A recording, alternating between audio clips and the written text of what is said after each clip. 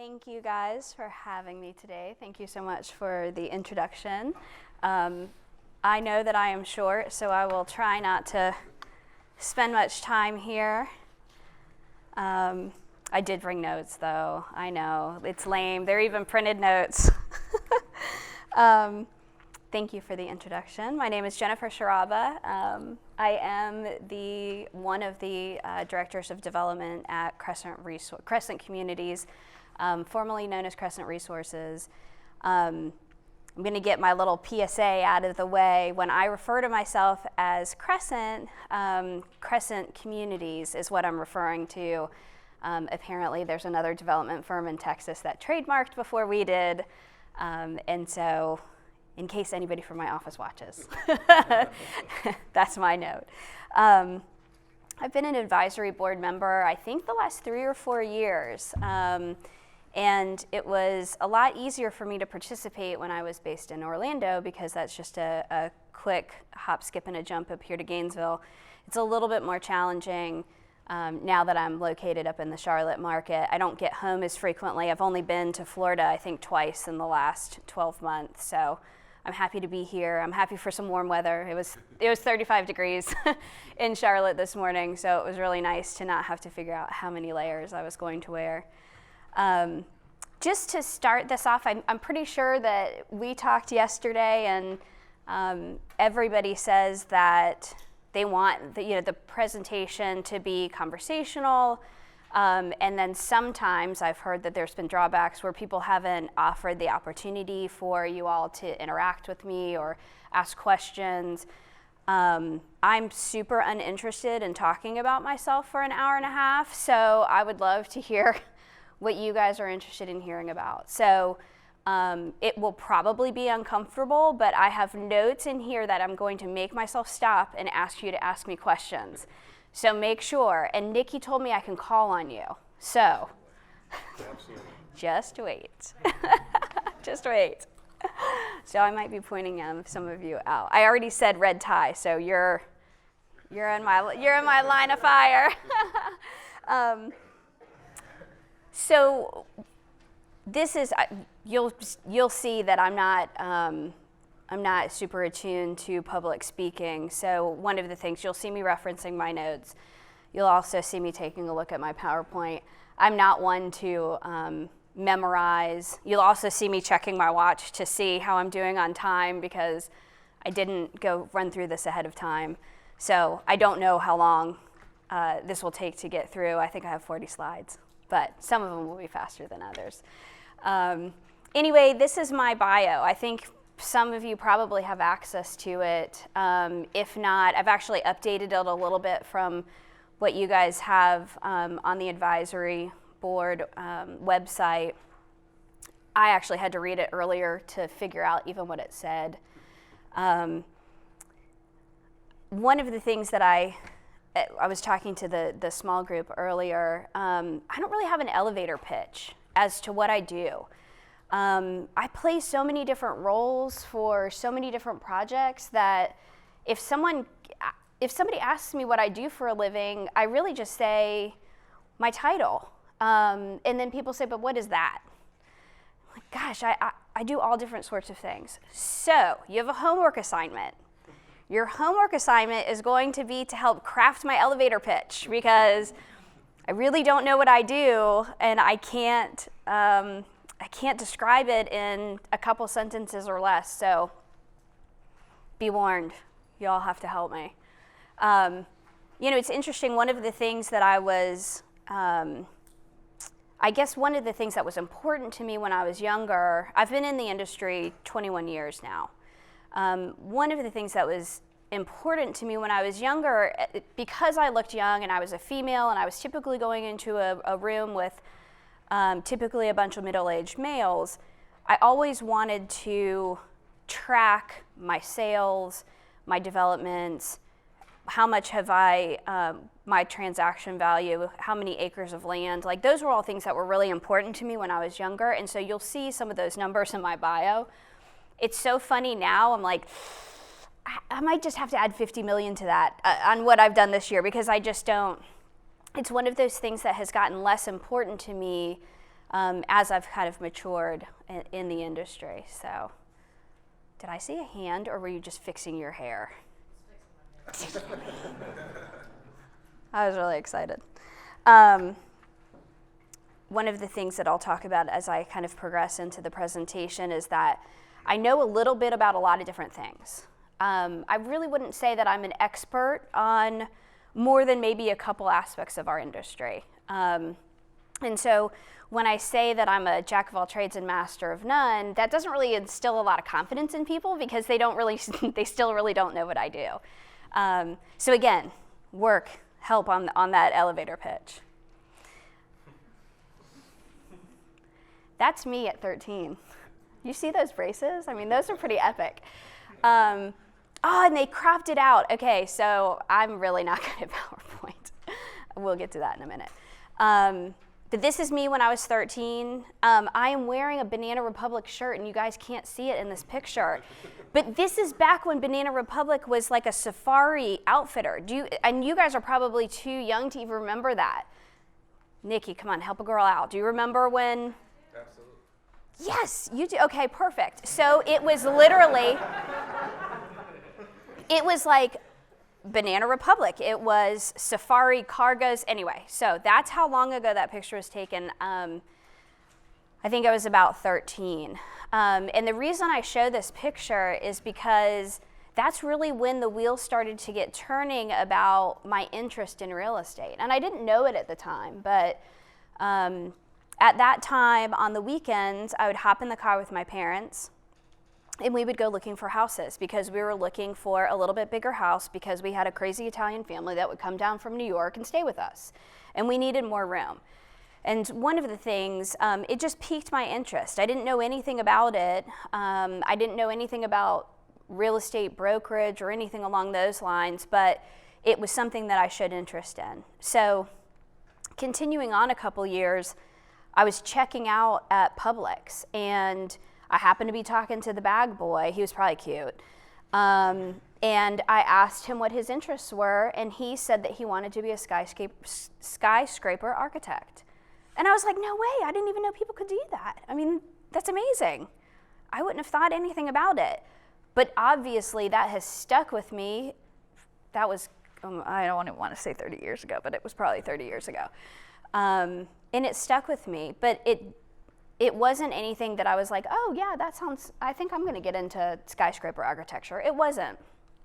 And when I graduated high school, I went to Florida State. Everybody teases me and says, oh, well, that's because you couldn't get into Florida. I got into Florida.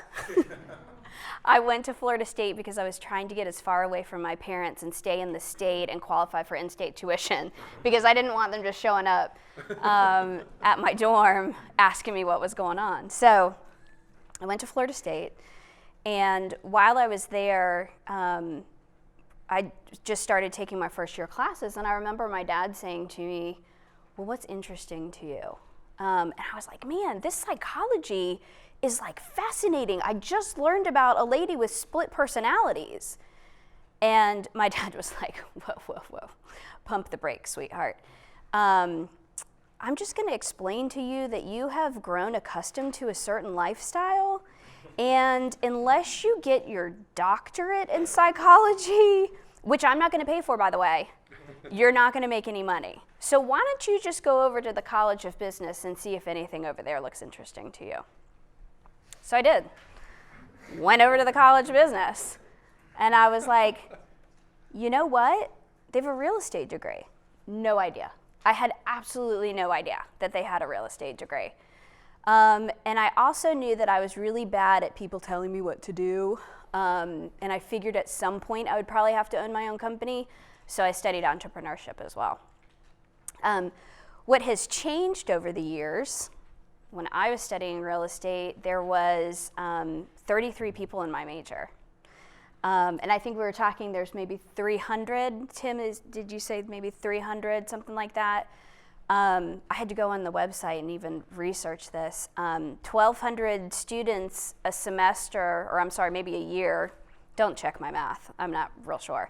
But they take a real estate class each year. when I was graduating, it was 33 people and 3 of them were female. And I was the only female that actually went into real estate. The other 2 didn't. So it has changed a lot since 1998 when I graduated. Now there's a little under 7,000 students in the College of Business. In entrepreneurship, which was previously, entrepreneurship conflicted class schedule-wise with my real estate program, so I actually had to take master's classes in order to get my undergraduate degree in entrepreneurship, and now it's a college. And I think it was the first of its kind, but I just passed something here. There's an entrepreneurship center or something here.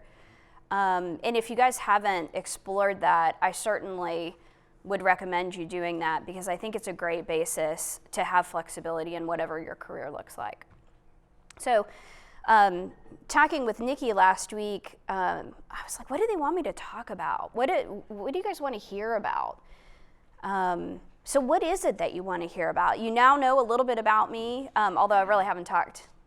I've talked a little bit about how I discovered real estate, but this is one of those awkward times that I'm going to stop and ask you if you have any questions. Tell us about your process for site selection.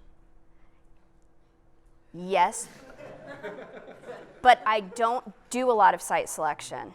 But I will get there when I get to my projects.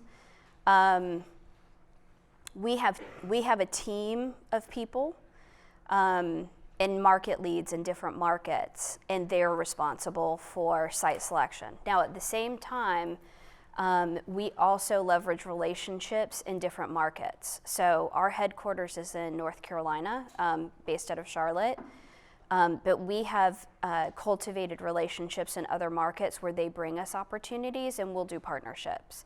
So outside of our core markets, it's people bringing us deals. And it's not typically people off the street, it's typically people that have a relationship with my company. So. But when we get to projects and stuff, we can go into that a little bit more. But thank you for the question. Yes? Can you talk about where you see a lot of, maybe the majority of your projects being built in the United States? So we are Sunbelt, typically. And that's just speaking for Crescent Communities. We have projects as far west as Arizona. We've got some in Colorado, Texas, Nashville. One of my projects is in Nashville. I'll talk a little bit about that project. A lot of them are in North and South Carolina and Georgia and Florida. So it's really the Sun Belt is where the majority of our projects are. Yes, guys, look at all your questions. Yes? Do Crescent Communities only do mixed-use projects? Not only, but typically. We were acquired, and I'll talk about this a little bit later, we were acquired by a firm last summer that only acquired the commercial, which was formerly called commercial mixed use, we just now call it commercial, and our multifamily division, and our single family division. They rolled our single family development division up into a different company called Dan Ryan, which is a home builder. But they kept the multifamily and the commercial groups together. What has been happening in some of the suburban areas that we're developing in, those projects are ending up to be mixed use. So even though we were typically developing in silos, where the multifamily would develop a project here and the commercial group would develop a project here, it became so that the amenities that the multifamily group wanted were commercial-based amenities. And so that's where the partnership of the mixed use came together. It's also something that the municipalities are driving, not always effectively. Like I have a project in Atlanta. It's a suburban office market that we built back in the 90s, and the municipalities want mixed use, but the market won't support it. So there's sometimes a clash between developers and municipalities over what they want versus what's actually viable. So, but thank you. Yes? What kind of trends do you see coming, and what are you most excited about, or what do you think might impact business in a less positive way? couple of trends, and my small group people, I'm sorry, you're going to hear me talk about this again. The trends that I'm seeing in so my background is office, and that's mostly what I develop, or the projects that I work on. I'm in Charlotte. I know, that's a giant market in Charlotte. Oh yeah, I should probably know the market statistics, but I don't. I'd have to look those up because that's unfortunately not one of the roles I play now. But office. So what I'm seeing and what we're hearing is more concierge levels of services, almost like a high touch, almost like what you would experience at a high-end hotel, where tenants want an app that they can go and push a button and their lunch gets delivered, or they can drop off their dry cleaning, or their dog gets walked because they live in the adjacent multifamily community or whatever. So I think one of the trends that I'm seeing is concierge level of services, and they're expecting that from the management companies. I know that there's something JLL is rolling out called Curae, CURAE, I think. And it's like an above and beyond programming that they're doing for their office projects to attract tenants. Because tenants and employees are spending so much time at work that they want that level of service. I know I have to have a dog walker because my hours are demanding, and I sometimes feel like a neglectful mom. So being able to offer all of those services where you can actually enjoy your outside of life time, but be very effective in your work life, I think is where we're seeing a lot of trends. One of the disruptors, I feel like, and this is just kind of new right now, is WeWork. And I'm not saying the disruptor that it's going to change the way people work. I'm saying it's a disruptor because their IPO has not performed. And they grew with somebody else's money. And I think that's all going to come to a head. You're seeing it in certain markets. While co-working in the spaces are very cool, they're short-term leases without long-term income generation that is predictable, and that is a very hard business model for an owner to navigate around. And you're seeing it, or you will see it. You're starting to see it. So, yes. Within the multifamily that you're doing, what kind of products generally are you guys doing? Or is it all across the board, or are you doing like a lot of garden or high rise or All of them. all across the board? Yeah. It depends on the site. So we're doing, stick built is less expensive, garden style is less expensive, but you have to be suburban and you have to have land to justify the land cost. And that's desirable in some markets. What we're seeing a lot of, we don't typically do a lot of high-rise multifamily. We have done some podium style. We've got a project in Orlando that's adjacent to the hospital there, and that was a higher than normal one for us. But I would say on average we're 6 to 8 stories, mostly wrap, where the pool is in the middle. Typically parking is underneath. That's probably what we're seeing the most of.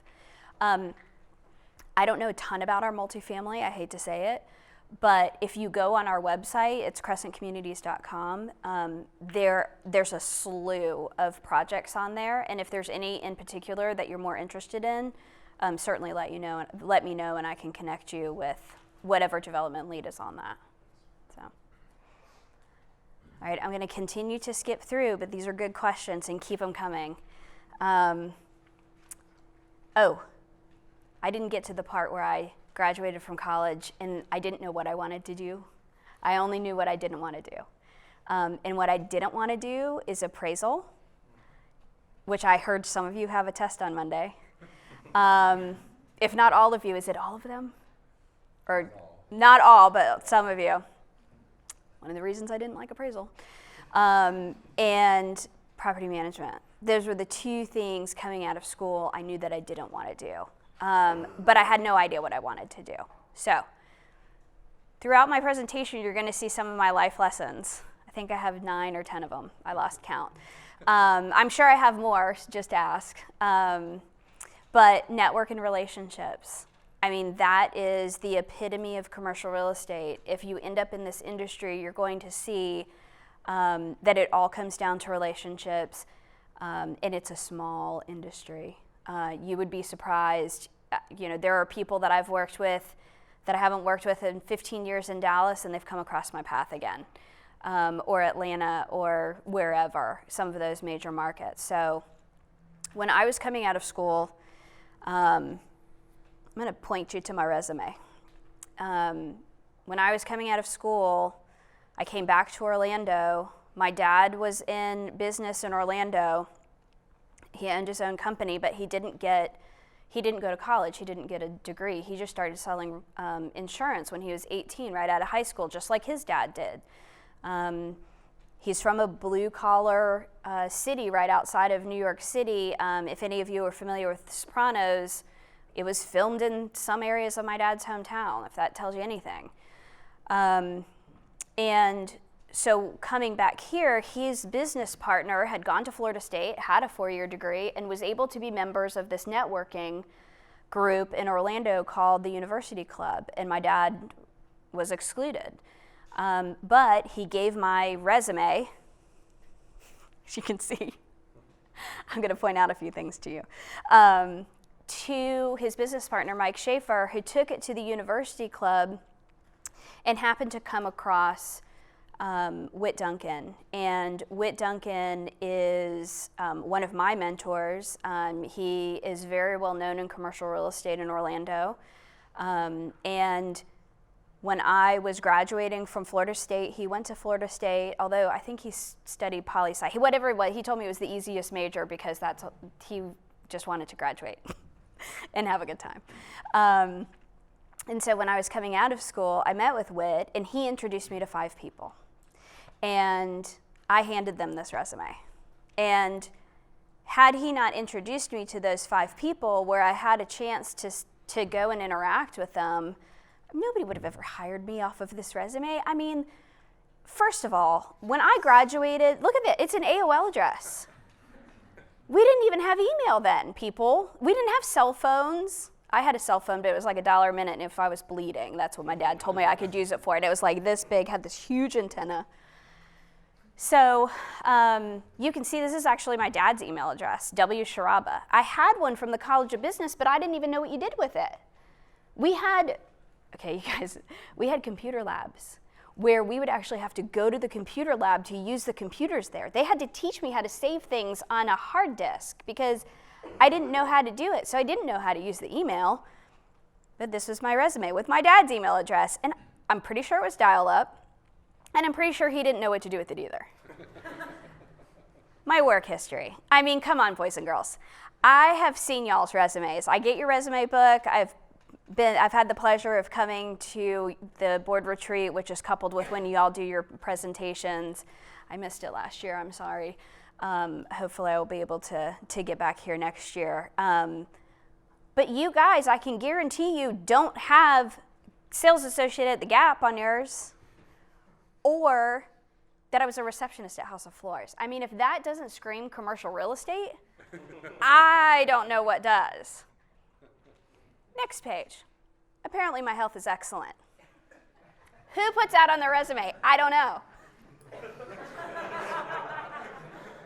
Excellent. Yep.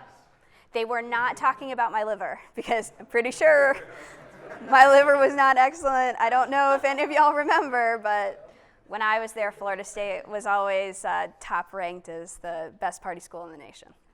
I won't tell you by what magazine.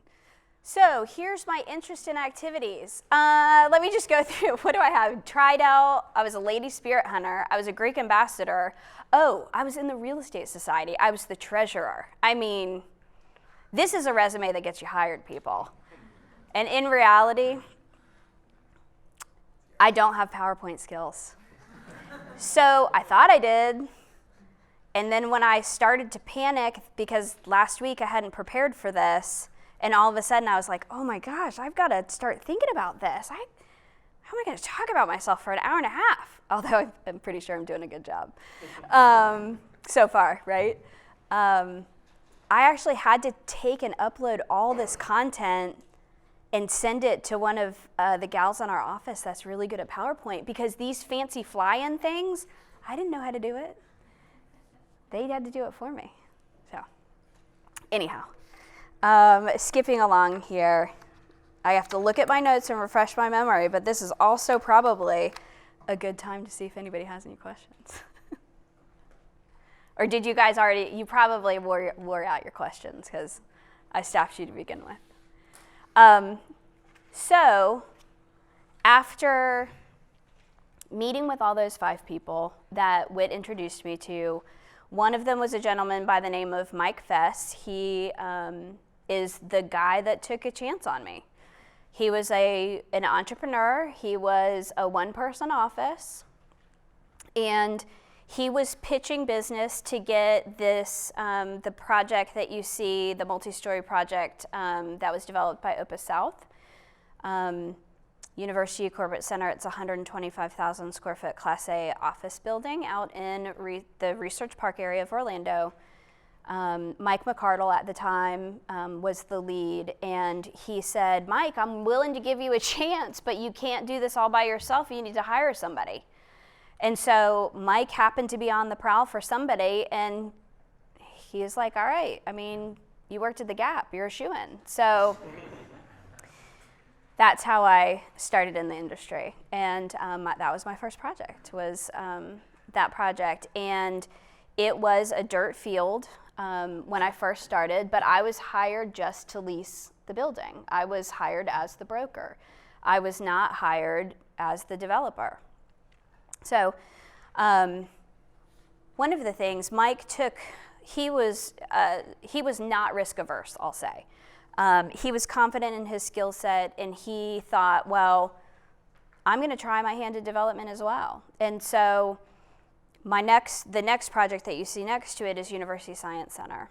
But one of the things really that taught me about the industry, somebody asked me, what do you use from your degree or what you learned in school as applicable in your role today? And it's really nothing.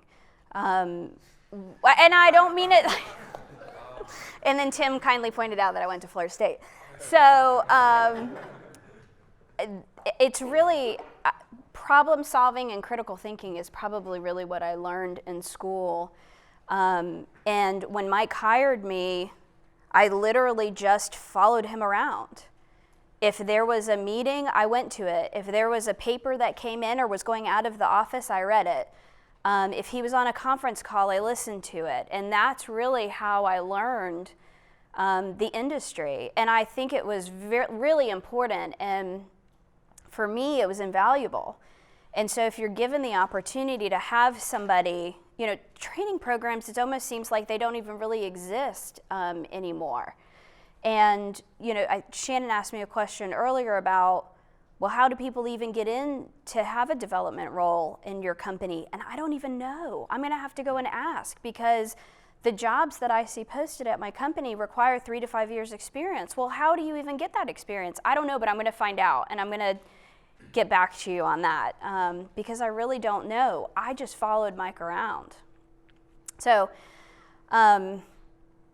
after working on the 125,000 square foot office building, which I wrote down some of my notes here, it was about $150 a square foot to build. I mean, and this is 20-something years ago. I'll tell you where we are today in some of our projects. The rental rates were $19.50, and I think we gave $22 in tenant improvements for them to upfit their space. I can tell you that I just put a budget together for our corporate office at $195 a foot. So if that tells you anything about cost escalations from when I was coming out of school, it will be nice space, but that is still pretty expensive. So The University Science Center. It's like the gem of my portfolio background. 70,000 square feet, single-story office. It's out at the Central Florida Research Park. I don't remember a ton about the project, but this is where one of my other life lessons comes in. Be an asset to solve a problem. Don't ever just settle with I can't. One of the reasons I'm going to tell you about that is this blue sky. One day I was standing in the middle of the building a year after tenants had moved in, and I looked up and all I saw was blue sky. And it was because there was a hurricane that had a spin-off tornado rip the roof off of that building. And so we had to figure out, oh my gosh, this is an occupied building. And I'm standing here looking like the walls are here, but the roof is gone and it's these beautiful blue skies. What do we do? So this is where my favorite new motto came into play. We have a lot of really smart people working on this. Because what do you do? The roof is gone. You've got tenants that are paying rent and need an office space. So because I can't know everything, it goes back to what I talked about earlier with network and relationships. It's who you can call on to help you solve some of these big problems, because you're going to have them. And that goes back to what you're studying. Learn to navigate a problem and to help solve a problem, and it never really comes in a silo. I mean, all of us could probably stand here and figure out how I'm going to get that roof back on that building, but I certainly can't do it by myself. So,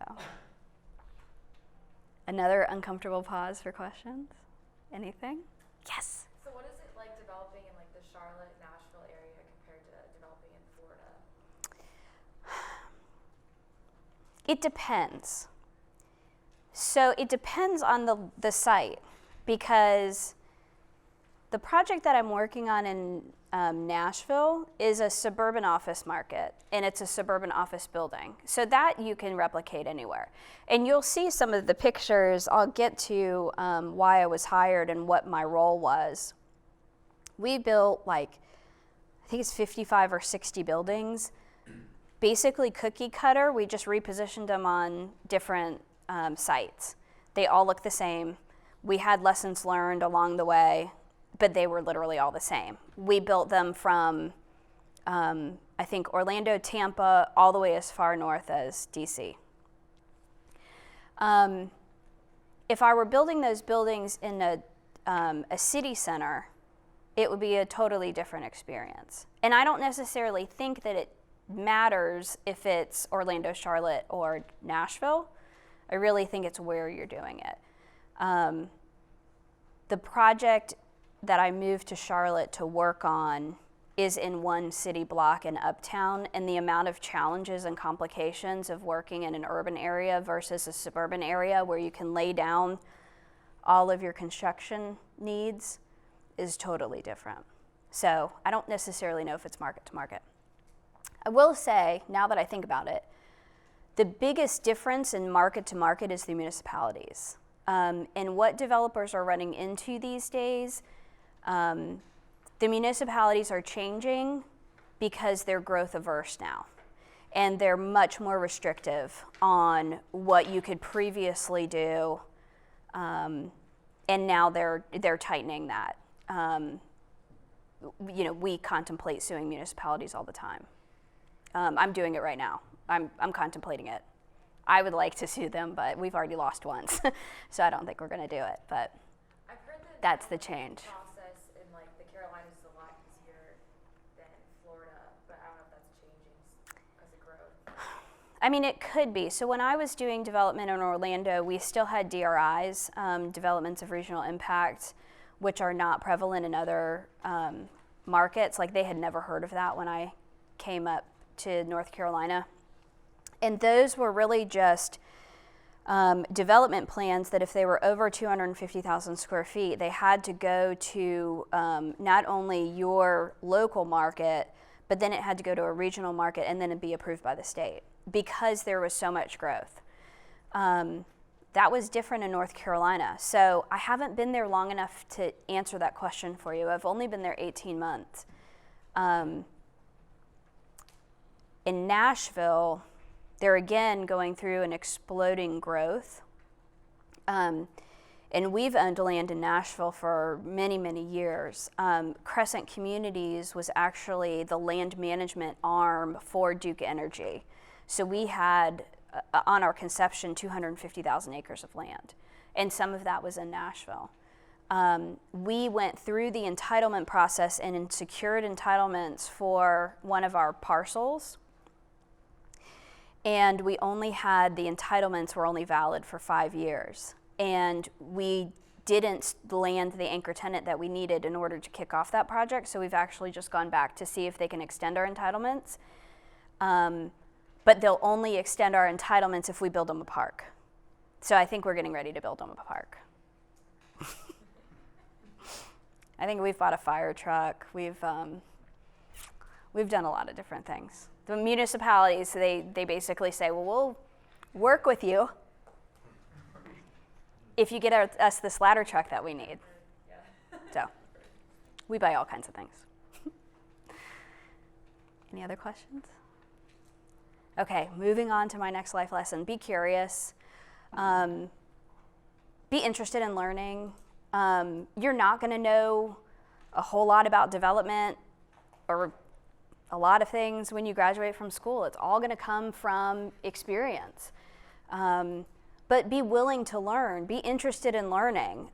Again, my background is that I was hired as a broker, and that is a role that I played throughout my career. I actually only now recently, probably within the last 2 years, don't play that role. But if there was a problem, I wanted to be there to try and figure it out.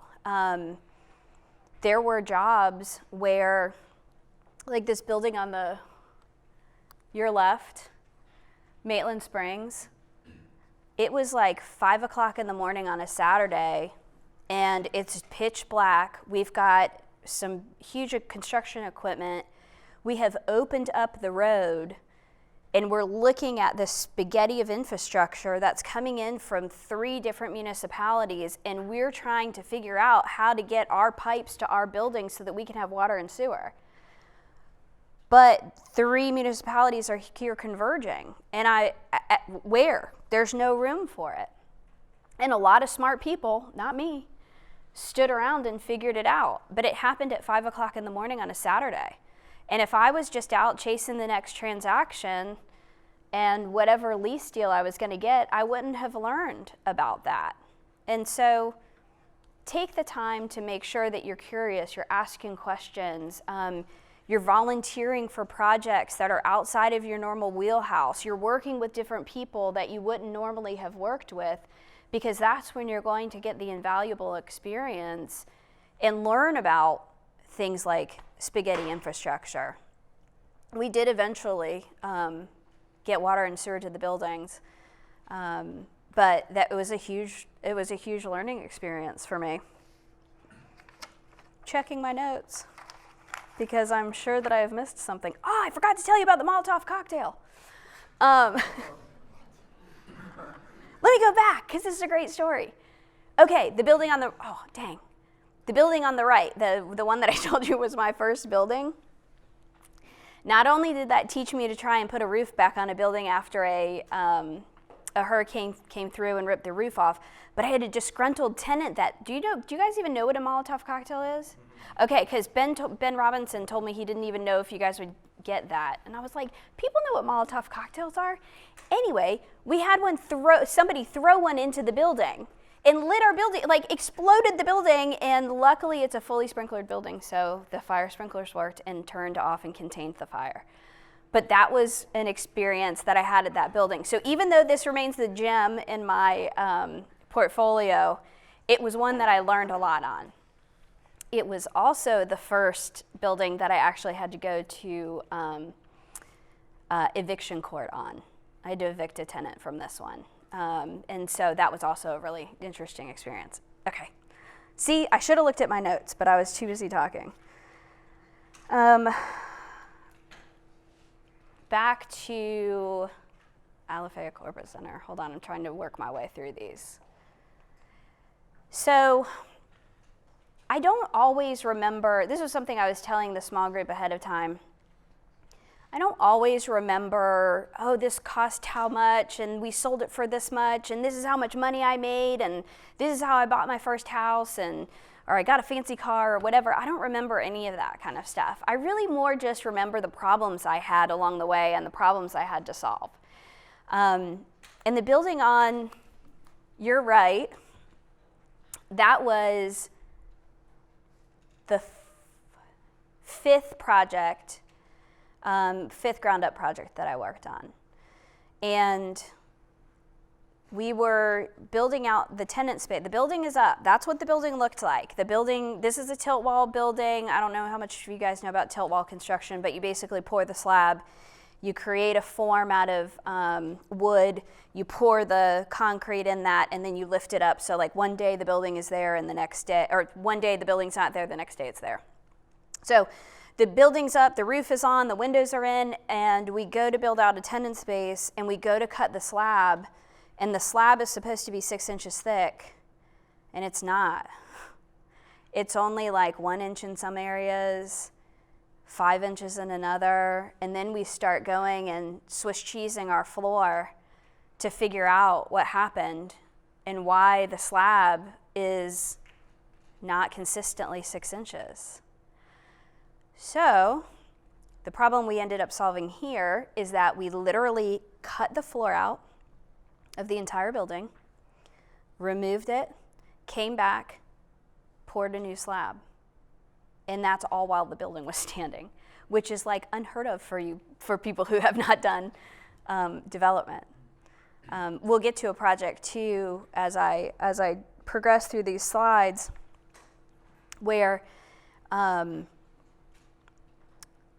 the building, we were behind schedule. So in order to maximize and mobilize, we were actually tilting the building and putting the roof on as we were tilting the building. And normally the building is up before you put the roof on. But I mean, if you're behind schedule, you got to get creative. Life lesson number 4. Before we get into this, do we have any other questions?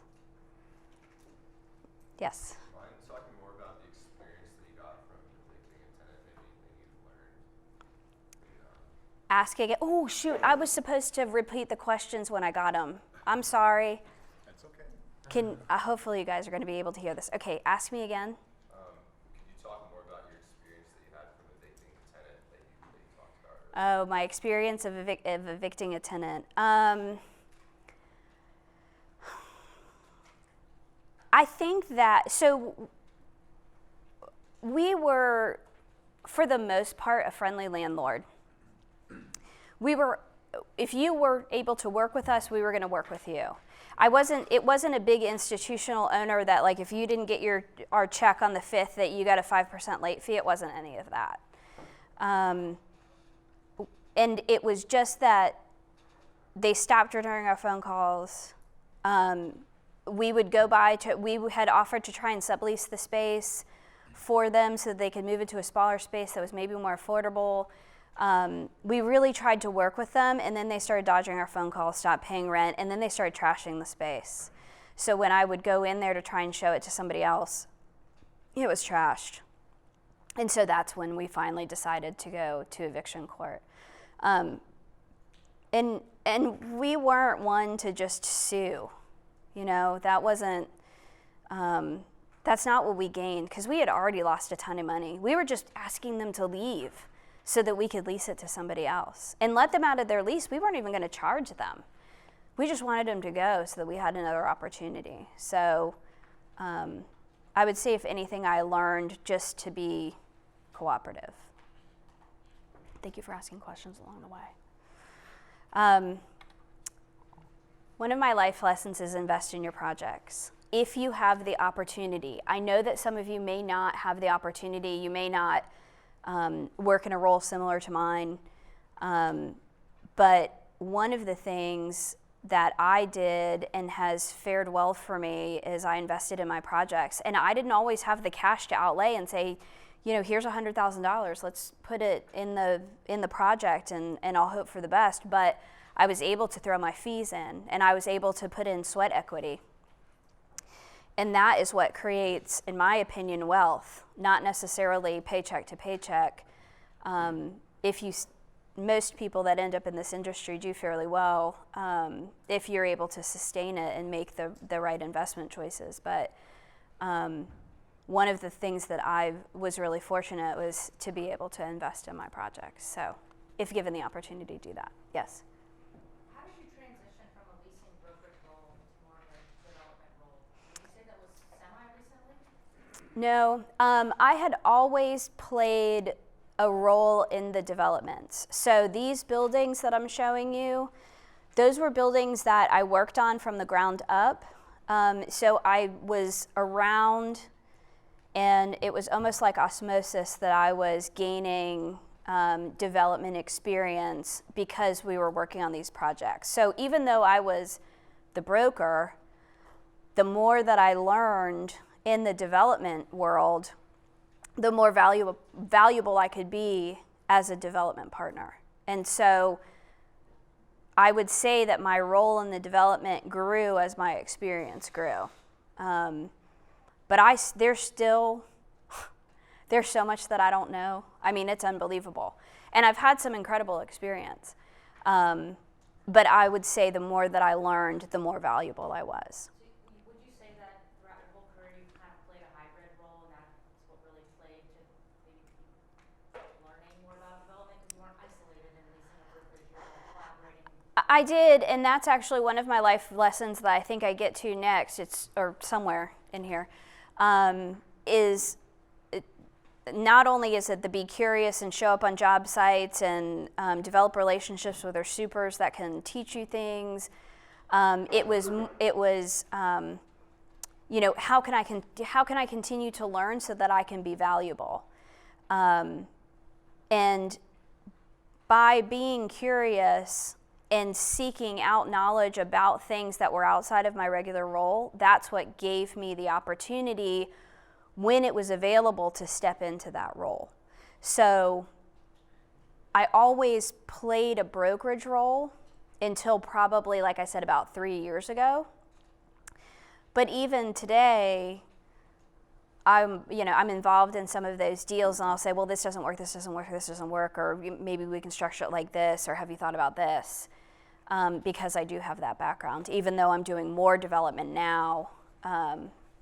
Actually, I really don't do any brokerage. I do some land sales, some land dispositions now. But it was just because I was willing to learn and willing to try new things.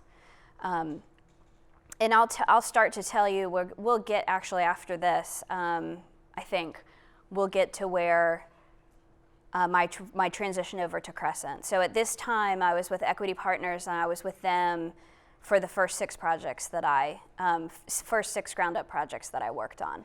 We built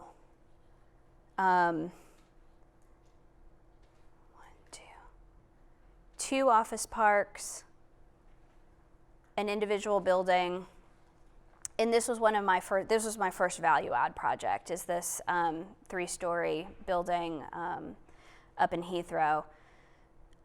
And here, again, this goes back to the homework assignment that I told you guys about, is that I've played so many different roles. I really can't give you my elevator pitch and tell you what I do, but these are a list of the different roles that I play, and sometimes I play them on a daily basis. You know, everything from land assembly so that we can do a development to the disposition of the asset so that we can make that money and then roll it into our next development.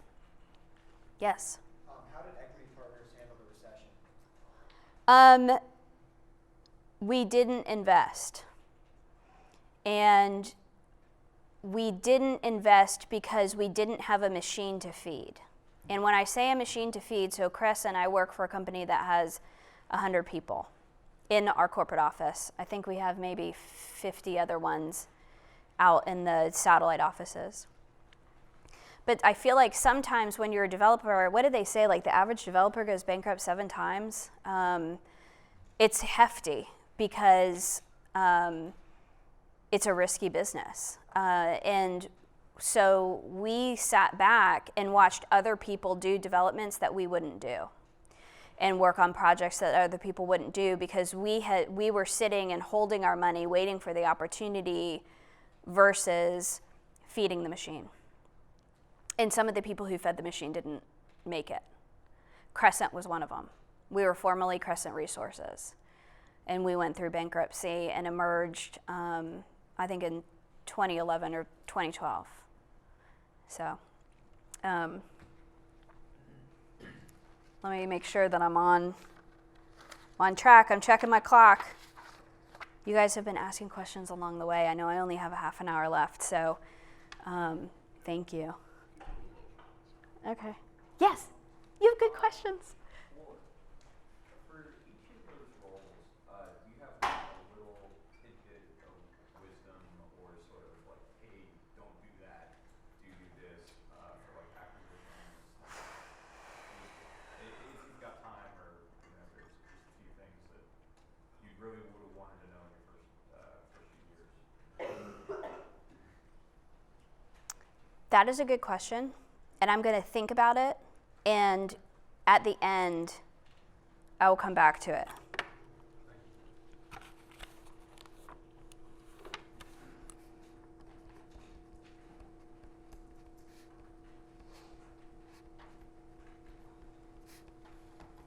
Okay. And for those of you, did everybody hear they was just asking for like tidbits of do's and don'ts for all the different roles that I've played? Yes? From an asset manager standpoint, do you guys build to sell or build to hold, and then have an exit strategy within 10 to 20 years? When I was with Equity Partners, we would build to hold. With Crescent, we are merchant builders, so we only hold typically through stabilization. Did you ever receive funding from foreign investors or Foreign investors, foreign investment? we were purchased by a Japanese company, so yes. And I'll tell you a little bit about them. They're a pretty interesting firm, but I want to show you some pictures before I get into them. Most of our capital is domestic. We have some repeat partners. If you go to our website, we list them on there. I don't know them all. I can rattle off a few, but JP Morgan's one of our bigger partners. They're partnering on the flagship project that I'm working on in Charlotte now. So, oh, I already went through this life lesson. We don't have to do it again. This is my jack of all trades, master of none. What I found beneficial, going back to a little bit to your question, when I worked for a small company and it was just me and Mike, like literally the two of us, I was doing everything from like IT to selling buildings, and everything from answering the phones and typing up notes to trying to assemble land and go through site selection. So I think that was invaluable to me. It offered me the opportunity to see a variety of different things. And then I also think that it set me up to take the next step. Someone I've already forgotten who asked me about how Equity Partners managed the downturn. Once things really slowed, and we hadn't done any development for 2 to 3 years because we were passing on projects, I started to think, okay, well, my skill set has outgrown Equity Partners. We're not really doing anything, and Mike was expressing interest in basically finding another Jennifer and training him or her to play the same role that I did. And he was a great mentor, and I learned a lot about him. I actually, I'll see him when I'm back in Orlando, and if I talk about him, I'll cry because he's had such a huge impact on my career. But at the time, we both knew that it was time for me to move on. And going back to the relationships thing that I told you about earlier, Whit Duncan, the guy that introduced me to the 5 people, called Mike and said, hey, Ida's leaving. Can Jennifer take her position with Crescent? And Mike said that would be perfect because she's outgrown what I need. She's looking for something more. She would be a great option for you. This was all done behind my back. I didn't know anything about it until like literally one day, Whit came into my office and said, hey, Ida's leaving. I talked to Mike. Do you want a job? That was it.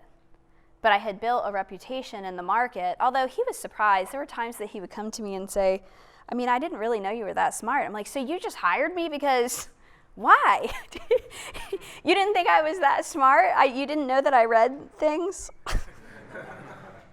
I don't know. I think that's pretty funny. So anyway, that's honestly how it all worked out. And at that time, I was actually considering going to Dallas, and I had a for rent sign in front of my house. And he said, I know you're thinking about going to Dallas, but don't do it. This is a great opportunity for you. And he's like, and by the way, can you let me know by Wednesday? Because if you don't take the job, I have to start interviewing, and I don't want to do that. I hope nobody from my office watches this. They're going to be like, revoke her offer. And so he said, could you just let me know by Wednesday? And it's funny, while I had worked with Equity, I had always been exposed to Crescent. And I had said in the back of my mind, the only other company I would want to do this for was Crescent because they worked hard and they play hard. And that was really interesting to me. They worked on some pretty great projects, but they had a really good time doing it. And that's really what I wanted to do. And so Whit and I were passing in the elevator the next day. He was on the phone. I was getting in, he was coming out, and I said, I'm in. And he goes, you're in? Yeah, I'm in. Like, that was my interview process. You guys saw my resume. They weren't going to hire me on that. What I failed to mention is that Crescent was in bankruptcy at the time that I signed up to go to work for them. So it was a risk. And one of my life lessons here is that there's enough money to go around in this industry. You don't need all the chips, but you need to play the game fairly. People who are out to cut somebody else's throat to make more money for themselves are not going to survive in this industry. And if they do, they eventually kind of, in my opinion, get pushed out, especially in smaller markets like Orlando or Charlotte or those markets that I've been exposed to. So, going back to the 60-ish buildings, they all kind of look like this. When I was hired with Crescent, I was onboarded to lease a 1.2 million square foot office portfolio. That's not development. That's not what I was doing, but I had that background. And so while I wasn't playing that role at that time, I never really knew that it was going to come to fruition. These are another couple of our buildings that I was hired to work on. So again, these fly-in things that I didn't know how to do in my PowerPoint. Super stoked about these. So I was onboarded to lease a 1.2 million square foot office portfolio. We were coming out of bankruptcy. At that time, we were I'll get to that in a second. We were divesting of our third-party leasing and management. And so what we would typically do, we would build our buildings, we would stabilize them, but we would need a leasing and management team to do that until they were sold. So we had grown to maybe 30 or 40 people that played that role at Crescent. I was one of them. Well, when we were coming out of bankruptcy, the company decided that they weren't going to have those roles anymore. And I was given the choice. Do you want to stay and work on development because we know that you have some background there, or do you want to go and do brokerage because you can go and do brokerage? And I said, I think I'm going to stay. I can always go back to brokerage if the development thing doesn't work out. I know how to do that. But this development thing, that's going to be kind of new and interesting. So I stayed. We were purchased out of bankruptcy by I call them a vulture capital firm, but it was a venture capital firm that was really more interested in kind of the short-term goals, which was just monetize everything and sell the babies. So projects that we had worked on, I mean, I had 250 acres throughout Florida that we had worked on and positioned so that we could develop them and we could attract a build-to-suit. If I go back, that building on your left, that was a build-to-suit for Adventist Healthcare. They're one of the largest hospital chains in the Southeast. And that was on land that we had worked so hard on, and we ended up selling them the balance of the 80 acres that was around their hospital because we were under a mandate to monetize. And that's a really harrowing position to be in when you're in a long-term business like real estate. And I knew I was selling myself out of a job because as soon as I monetized those assets, I was going to be out on the street trying to figure something out. So, I mean, but it was my role, and so I played it. But I felt like they picked us dry. And it was a hard role to play when you felt like the people who owned you didn't care about your long-term viability. They only cared about your short-term profitability and returns. So in the background, I had a promoter, and I didn't know that. So one of my life lessons is to be a promoter of others. And one of the roles that I was tasked with in the background, Whit was the president of our division, but he was based in Orlando, and he was traveling to and from our corporate office. And at the corporate office, they were trying to figure out what I did. What does she do? She must just come in and collect a paycheck. I mean, we don't know anything about her.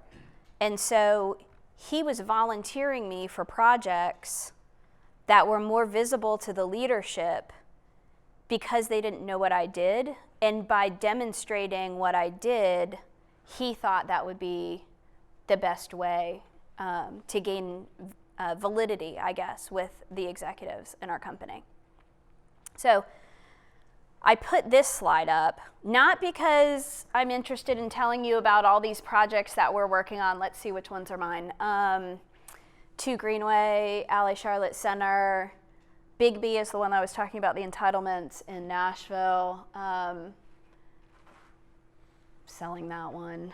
But I'm not here to tell you about our projects because you can go on our website and learn about all the different cool projects that we're working on. I'm here to talk to you about the cork in the background.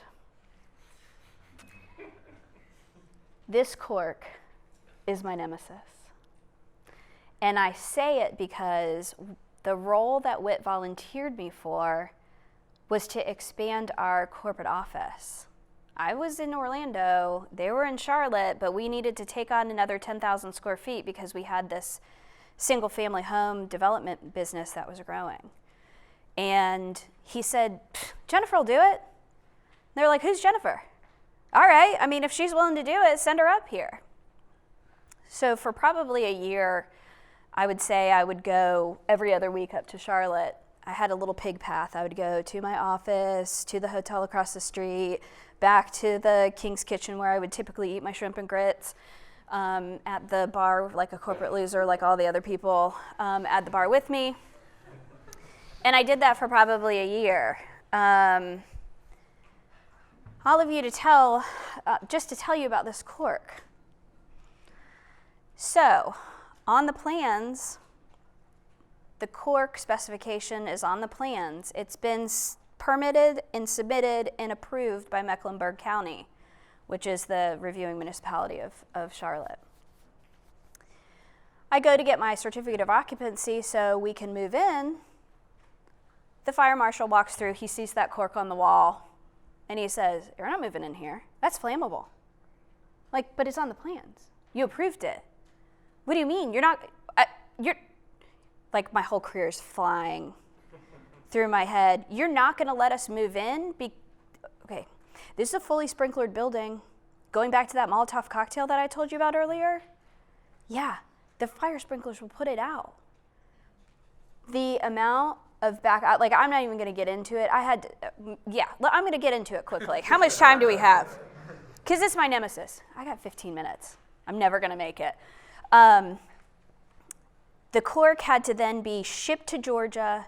It had to be fireproofed, tested. I had to have an engineer's report sent to me back to Charlotte so they would let me move in.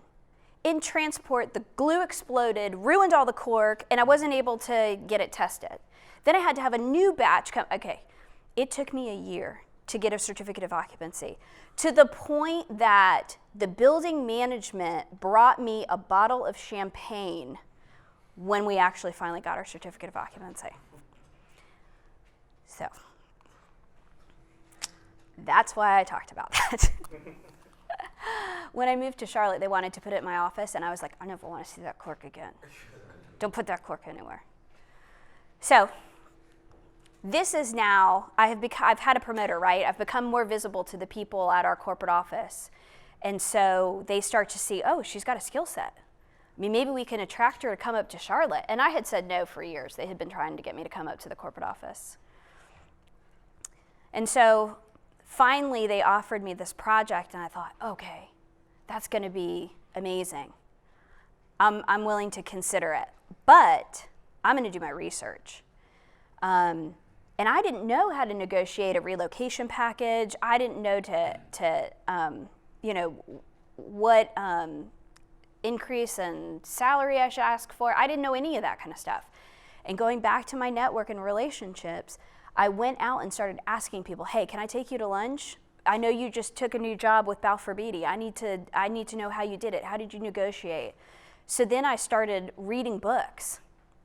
Lean in, get a seat at the table. Like, what do I do so that I can go to my company and say, okay, I'm willing to stay. Not only am I willing to stay, I'm willing to uproot my entire life, my 20 years of network, my career, my home, my family, everything, and go to Charlotte. Yes, it's to work on a cool project, but how am I going to do that?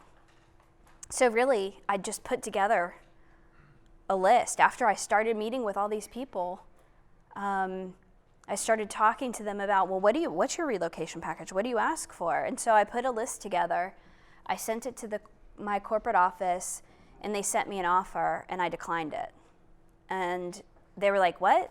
I mean, it's just going to be a lateral move. You can move up here, and you can keep your same title, and we'll pay you the same amount of money. You're just going to be living in Charlotte. I'm like, yeah, but it's cheap to live in Florida. We don't have state sales tax. We don't have all these other taxes and fees that North Carolina has. I'm like, you're not even starting on a level playing field, people. So then they went back and said, okay, well, we think we can do better. Sent me another offer. Not interested. Sorry. I'm just going to stay in Florida. I know my worth. I know my value. I've got networks. I've got relationships. I've got a skill set. If you don't see value in that, I'm sorry. And I said, I'm just sorry it didn't work out. I'll look for other opportunities. I'll finish my role. And they were like, wait. Okay, I mean, maybe there's some more money in the pot. And I said, well, I'm just telling you that this is the last time you're going to give me an offer, so why don't you just match what I asked for? So then they came back and matched what I asked for. I didn't get everything I wanted. I did want a bump in title, but that was a throwaway. Don't tell them. I wanted to be senior director instead of just director. But I'm still director. And I wanted an office with a window. I didn't get that either. Until I got an office with a window. Because I asked, I got it. There was an office that came available, and they said, well, Jennifer wanted an office with a window. I didn't care where I worked. I just wanted access to natural light because I knew they were going to work me to the bone. And as you can see, it's almost dark when I took my picture. So I moved. I'm now in Charlotte. It's not all cupcakes and unicorn balloons. I mentioned I'm from Florida.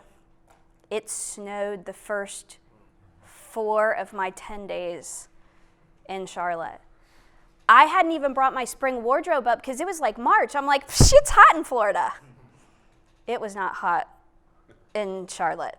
I mean, I had to then now buy, did you all know that there's like puff counts in parkas where it's almost like puff counts in your down comforters? The higher your puff count, the warmer the jacket is. I got a 600 puff count parka overnighted to me at the end of ski season. They didn't even have it in my size.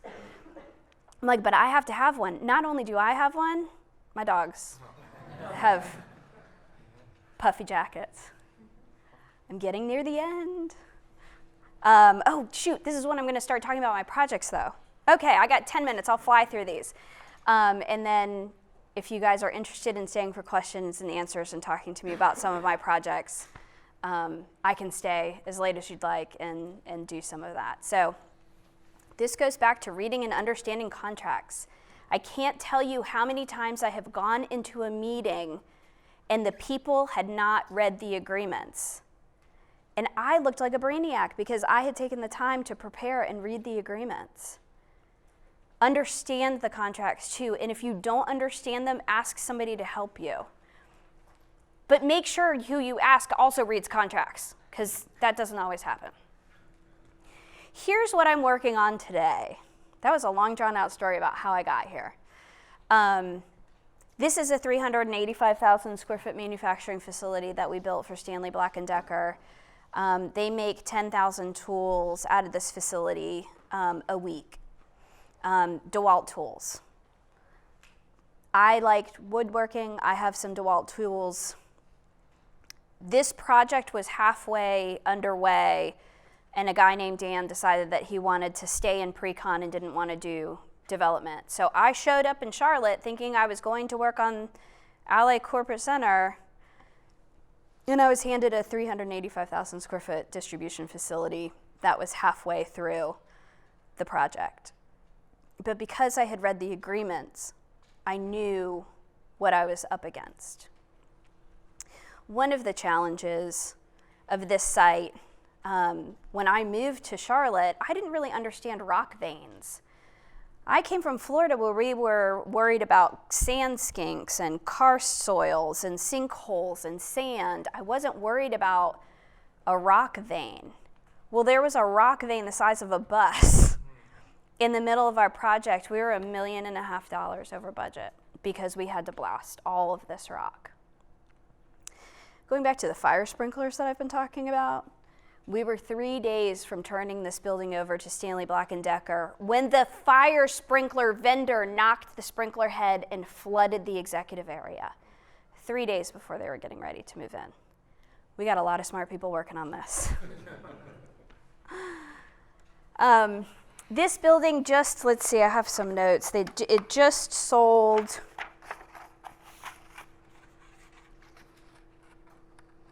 Ben told me I was light on numbers, so I needed to put, it was a $25 million building, which cost us $73 a foot to develop.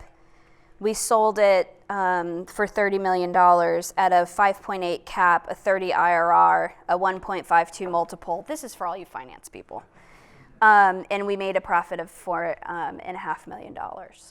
And the only thing I remember about this project is not only the bus, but that I had begged. I'm like, can I have a drill? Like a drill, just to like toss a girl a drill. I mean, what about a chop saw? I could really use a chop saw. And the only thing I ended up with was safety glasses. Lame. Yeah. This is 2 Greenway. This is the project that I'm working on in Nashville. Unfortunately, a gentleman that had battled cancer for 4 rounds passed away, and I was handed the completion of this project. Rick had done a great job getting it to this point, and Rick was actually based in Tampa, so we worked together before, and I had to step in and finish out this project. It's 155,000 square feet. It's a LEED silver building. I was going to go through this, only 5 minutes. I was going to give you the spiel about how Nashville is now the first ranked bachelorette destination in the country behind Vegas.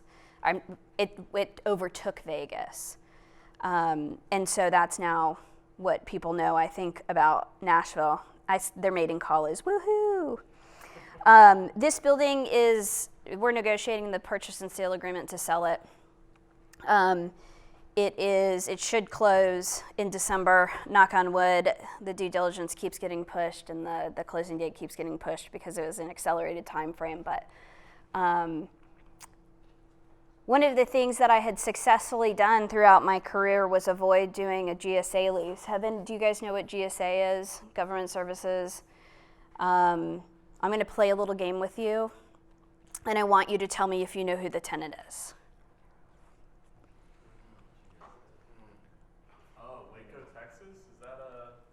That's David Koresh. Yeah. Alcohol, tobacco, and firearms. I had successfully avoided a GSA contract throughout my entire career, and I walk into this project, and ATF is. There was just a movie. There was some sort of movie about it recently. No, but I mean, these are okay. So people. Ian's like making fun of him. They think I'm weird because I knew, but this is like No, but like anybody of my age knows who these people are. Yeah. I mean, they looked for the Unabomber for a year or something before they finally found him. Anyway, the moral of the story is that after successfully avoiding doing a GSA deal for my entire career, I was handed one. And this is what a traditional path to occupancy looks like. This was theirs. It was harrowing. A process that typically takes 4 to 6 months took me 2 years. And because I'm so methodical about organization and recording information, there were times where something 2 years later they pointed to us to say, well, you were supposed to put in our gun lockers. And I went back and said, no, we weren't. So I know I can do it. I know I'll never do it again if I can avoid it. Just to give you an example, like I said, it's typically a 6 to 9 month process between when somebody signs their lease and when somebody moves in. They signed their lease in December of 2017. They moved in a year and a half later. So the space was ready in March of this year. They moved in June. We're getting ready to sell the building. They still have not paid me for the $600,000 in change orders they made, and they haven't paid 9 months of rent. But they're in the space. So that's how the government works, and that's why I will never do it again. I was supposed to give you numbers. this is Ben told me I had to do this. If he watches this is his fault. It was a $45 million project. It's under contract to sell for a 23 IRR, a 2.3 multiple, and a $10.5 million profit. Ta-da! This is what I moved to Charlotte to work on. Ally Charlotte Center, it's 26 stories. I stopped asking questions because I'm trying to get through this. It's 26 stories, it's 750,000 square feet, 25,000 square feet is retail on the ground floor. It's a full city block in Uptown Charlotte. Yes, they call it Uptown because it's the highest point in the city, but it's really their CBD, which should be called downtown, but it's actually called Uptown. So we own a full city block. It's catty corner from the Duke Energy Center, which is one of the most iconic buildings in Charlotte, and it's on Stonewall. And Stonewall is a street on the south side of the city that we helped to revitalize. Crescent brought the first Whole Foods into downtown Charlotte in one of our apartment communities called Stonewall Station, which just sold for some unbelievable number. So one of the things that we do one of the things we pride ourselves on at Crescent is that we spend so much time like designing and thinking about a project, and it's in rendering formations for so long. I forgot to mention there's a 340 room JW Marriott on the site, which is a nice hotel, but I'm not working on it. We just sold them the land. So I kind of glossed over that part. So we go from renderings and we turn them into pictures. Remember that rock I was telling you about?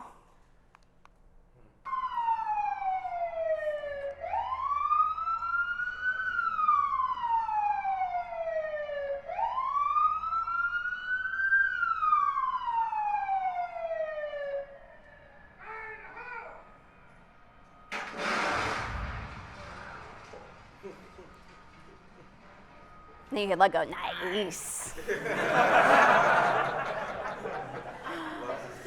Yeah, nice. So that, not kidding, his name is the Master Blaster. That's his role. Like if you get his business card, it says Master Blaster. And what I thought was cool about the Master Blaster is that, so we had phases of this site that we were building, I can't remember how many feet down, but there's parking underground, there's parking above, and then the office building. Every Monday, Wednesday, and Friday at 2 o'clock, the police would come and shut down our block, stop traffic, and we would blast at 2 o'clock. And it's in the middle of uptown Charlotte. And so it makes it very complicated when you're detonating explosives in the middle of downtown Charlotte when you're catty corner from the Duke Energy Center. So one of the things that I learned about this project is the amount of consultants that one can have. We have scheduling consultants, elevator consultants that measure how long it will take you to get to your destination if this many people are on the floor. We had to have crane swing permits. We actually had to get forensic photographs taken of all of the buildings surrounding us to make sure that when we blasted, we didn't damage anybody else's buildings. So this was all news to me. I had absolutely no idea. So the role that I play here is the interface between Ally, which is the anchor tenant, Ally Bank, and the landlord. So they are currently working on, I can't give you numbers because I'm under a confidentiality agreement, but they are working on a pretty substantial upfit. And so I'm just kind of orchestrating that from the landlord's perspective. I'm not sure how many of you all have been to topping out parties. They do them at every project.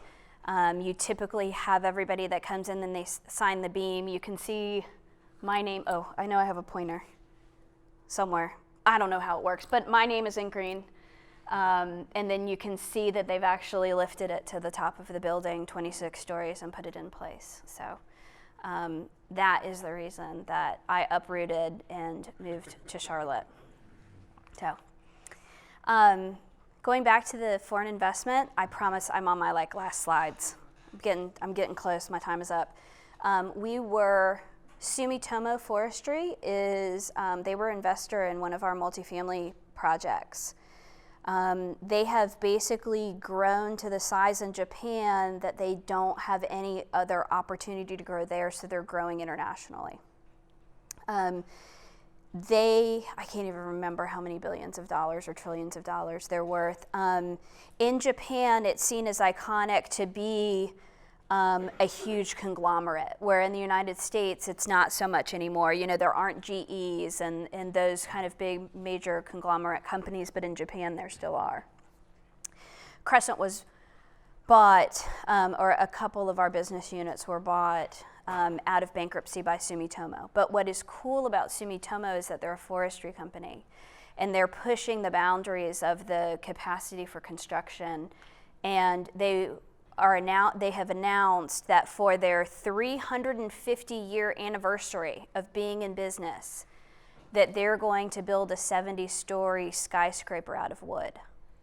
And they're going to deliver it by the time of their 350-year anniversary, which is in 2041. It's going to cost, what did I put on there? $5.4 billion, which is 2 times as much as traditional construction. One of the biggest hurdles they're having is that the fire marshals aren't always behind, and the code officials aren't always behind the viability of timber as a non-flammable wood product. And so they're working closely in the United States to do some of that, as well as around the world. But this is one of the projects that you'll see coming out of their corporate headquarters. And yes. Is building a skyscraper out of timber a good idea? Yeah. It's they're pitching the renewable resource component associated with it. So Sumitomo in Japan owns, I think I wrote it down, hundreds of thousands of acres. Oh, I did?